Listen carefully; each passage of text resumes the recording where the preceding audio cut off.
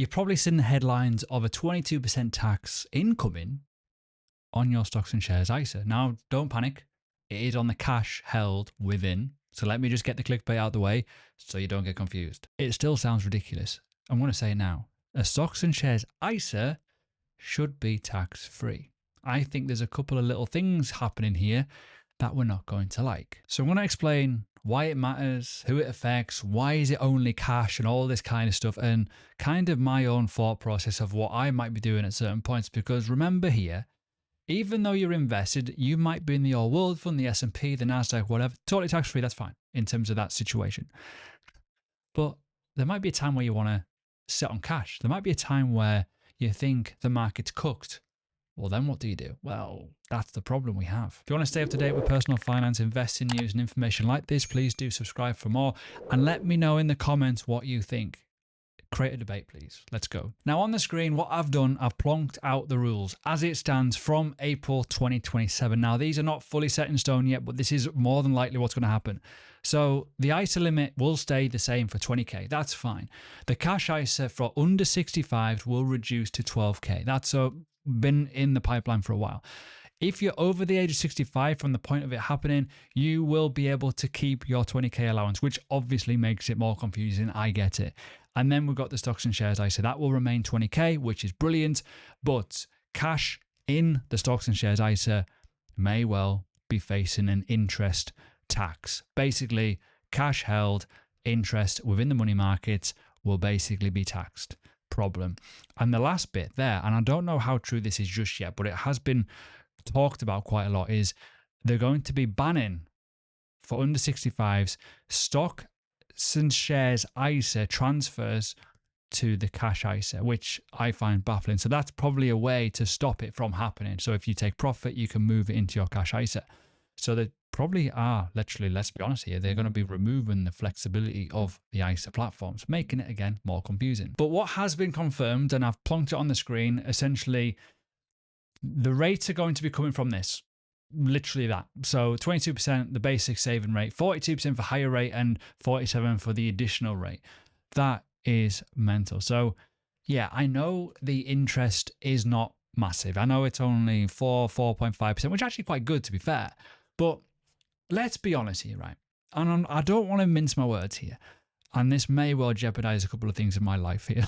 But the design of getting wealthy is, let's be honest, the stocks and shares ISA. You plonk your money in, it's tax-free, tax efficient in that way. If you've got, say, 300, 400, 500K, and you're going to sit in cash for a bit, you're going to lose a bit of money, aren't you? And that's where the problem lies. And I don't quite want to be within that situation.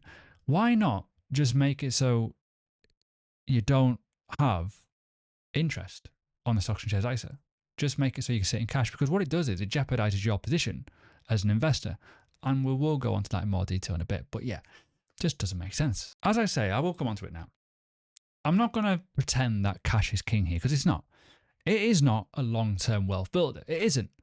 But over long periods of time, and I'll showcase on my platform in a minute, there is periods where the market does come down a little bit. Not crazy, but you may not want to see your 300, 400, 500K that you've been built up for years take a bit of a hit. So why not have the facility to have cash without the interest? Just let it just sit, park it. Short term, that's fine. Yeah, it may erode if you sit in there for a long time, but for a short time, just to ride out the storm, I don't see that as an issue.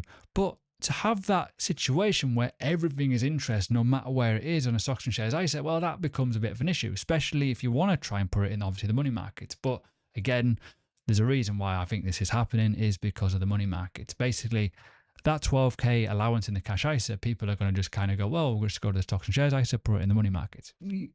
But again, we've added more complexity to the products as always. If you're a Plus member, feel free to jump in the link below. There's a big discount, and that discount will be going very, very soon. And also there'll be a competition to win a free membership very, very soon as well.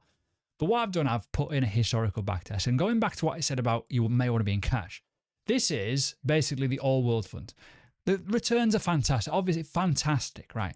But there's still periods where you could be underwater. big honking drawdown due to COVID. You've got obviously underwater time periods. The average drawdown went underwater. You may want to be in cash in this situation. And yes, obviously, seasonal kind of vibes. March isn't always the best month. September sometimes a bit iffy as well.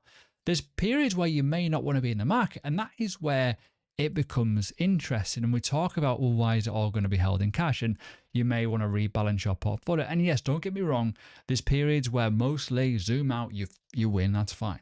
But not everyone wants to sit in a honking bear market. Not everyone wants to be in that situation where they're seeing drawdown month after month, and that could be a problem.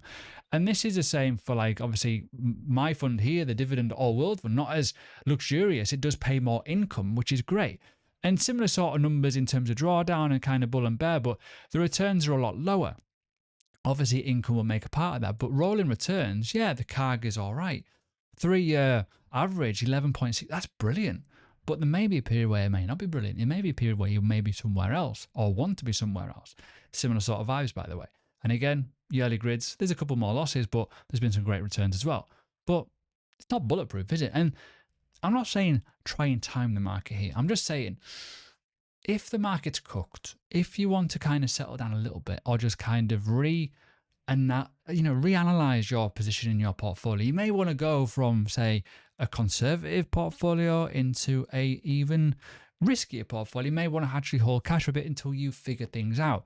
That is where we know we're going to get problems, aren't we? Because yes, I could talk about this here where, over a period of 14 years, back-tested data, if you put 10 grand in, you're going to make that much money. And I know the world has changed since, and we can't always go off back data. But the world is definitely changing when it comes to tax efficiency, and the government just want to get their little mitts on it. Now, the government want to use the old PR spin of, know what we can do. We can encourage investing in the UK economy, which is great. Don't get me wrong, it's great. But there's many different ways you can do that versus this, isn't there? Let's be honest, like remove stamp duty, for example. But I think forcing people into the stock market when they may be poorly educated or not understand it is the wrong thing to do. You need to make the platforms easier, the ISA product simple. It's not. Look at all the variables already. I've already showcased it. It's ridiculous from 2027. That doesn't even include lifetime ISAs, which again is a mess. And then you talk about the innovative finance malarkey, which again, another mess. Because the danger that we're going to have, I think, is putting nervous savers or people who are trying to save money into a stock market and they don't fully get it. We have a bit of a drawdown and then that's it, they lose their money.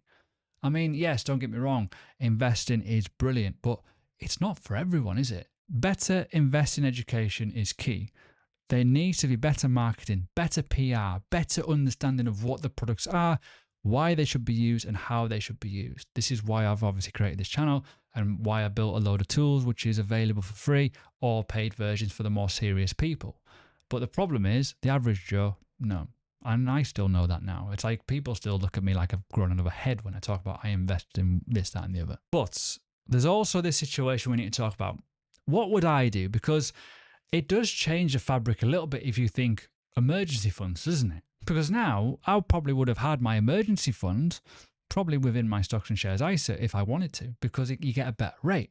I haven't done that yet. I'm still on Monzo with my emergency fund, which is fine. It's accessible. But for some people, they may want to put it in a bit of a more, in the money market. And I know people that do that. And that, again, removes that problem.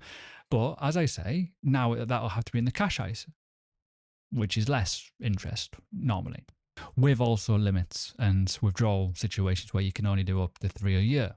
But when it comes to the idea of taking profit, or as I say, rebalancing your portfolio and you're holding cash for a couple of weeks or a couple of months, there's an added tax there. So you may have to think, well, in my stocks and shares ISA, I can't really take any profit, which is a bit mental.